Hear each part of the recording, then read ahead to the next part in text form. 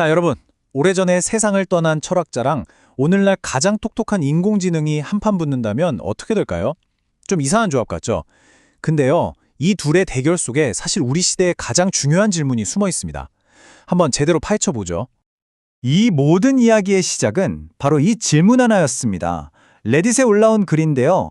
AI에 대해 또 철학에 대해 고민하던 어떤 분이 올린 거죠. 뭐 거창한 학술 토론이 아니라 바로 이런 우리 모두가 가질 법한 궁금증에서 한번 출발해 보겠습니다. 자, 한쪽 선수는요. 바로 철학자 비트겐슈타인입니다. 이분은 언어라는 게 무슨 딱딱한 사전적 규칙이 아니라 우리가 그걸 어떻게 쓰느냐에 따라 의미가 계속 바뀐다고 주장했어요. 반대편 선수는 인공지능이죠. 처음엔 어땠나요? 인간이 정해준 규칙을 그대로 따라하는 기계였잖아요. 딱 봐도 완전 상극이죠? 그럼 먼저 비트겐슈타인의 아이디어를 가지고 AI를 신랄하게 비판했던 쪽의 이야기를 들어볼게요. 철학자 허버트 드레이퓨스가 던졌던 아주 날카로운 지적입니다. 드레이퓨스가 했던 말은 진짜 간단명료해요. 애초에 다 틀렸다. 이거죠. 초창기 AI 개발자들이 지능은 곧 규칙을 따르는 능력이라고 생각했는데 바로 그 전제부터가 잘못됐다는 거예요. 인간의 지능은 그런 컴퓨터 프로그램이랑은 차원이 다르다는 거죠. 그럼 도대체 뭐가 다르냐? 드레이피스는 크게 세 가지를 짚었어요. 첫째, 우리 인간은 몸이 있죠. 직접 부딪히고 느끼면서 세상을 배우잖아요. 둘째, 우리는 늘 어떤 상황, 그러니까 맥락 속에 있어요. 마지막으로 우리에겐 목표나 욕구 같은 게 있죠. 기계한테는 이 세 가지가 아예 없다는 겁니다. 이게 진짜 기가 막힌 예시인데요. 여러분, 자전거 타는 법 배울 때 생각해 보세요. 뭐 무게중심이 어떻고 관성의 법칙이 어떻고 이런 물리 공식 외워서 타는 사람이 있나요? 없죠. 그냥 넘어지고 또 일어나면서 몸으로 배우잖아요. 이게 바로 규칙으로는 설명할 수 없는 몸으로 아는 지식인 겁니다. 자, 여기까지 들으면 어떠세요? 게임 끝난 것 같죠? 아, AI는 인간을 절대 따라올 수 없구나. 그런데 말입니다. 바로 여기서 이야기가 완전히 뒤집힙니다. 정말 생각지도 못한 반전이 기다리고 있거든요. 여기서 진짜 중요한 게 뭐냐면 AI가 완전히 달라졌다는 거예요. 드레이피스가 비판했던 옛날 AI는요, 인간이 하나부터 열까지 규칙을 다 알려줘야 했어요.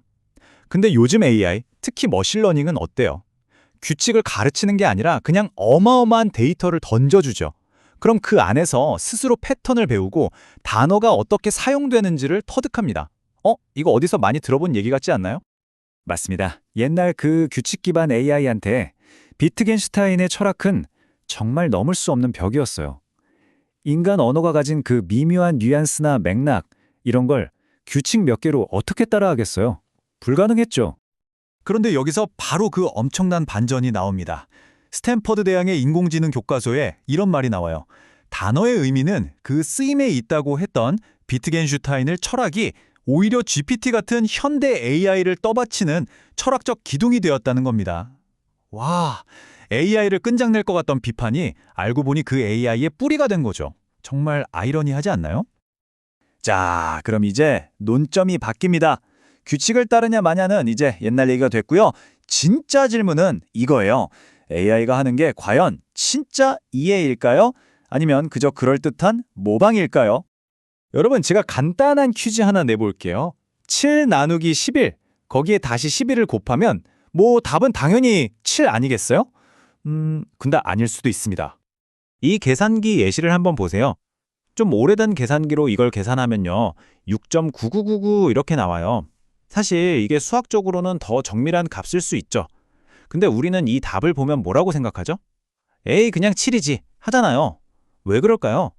그게 바로 우리 사회의 약속, 즉 맥락 속에서 우리가 기대하는 인간적인 답이기 때문입니다. 바로 이겁니다. 우리가 절대적이라고 믿는 수학조차도 사실은 우리가 함께 만들어온 사회적 약속, 즉 하나의 게임의 규칙 위에서 돌아가고 있다는 거죠. 비트겐슈타인은 이걸 언어 게임이라고 불렀습니다. 여기서 삶의 형식이라는 되게 중요한 개념이 등장합니다. 이건 뭐냐면요. 우리가 어떤 말을 이해하고 농담에 웃고 분위기 파악, 즉 눈치를 챙기는 이 모든 것의 바탕이 되는 공유된 문화적 배경 같은 거예요. 우리가 같은 경기장에서 뛰고 있기 때문에 서로의 말이 통하는 거죠. 어쩌면 AI가 넘어야 할 진짜 마지막 관문은 바로 이 삶의 형식을 공유하는 것일지도 모릅니다. 그럼 이제 슬슬 정리를 해볼까요? 어쩌면 우리는 지금까지 질문을 좀 잘못 던지고 있었던 건 아닐까요? AI가 인간처럼 생각하는가가 아니라 이제는 질문 자체를 바꿔야 할 때가 온 것 같습니다.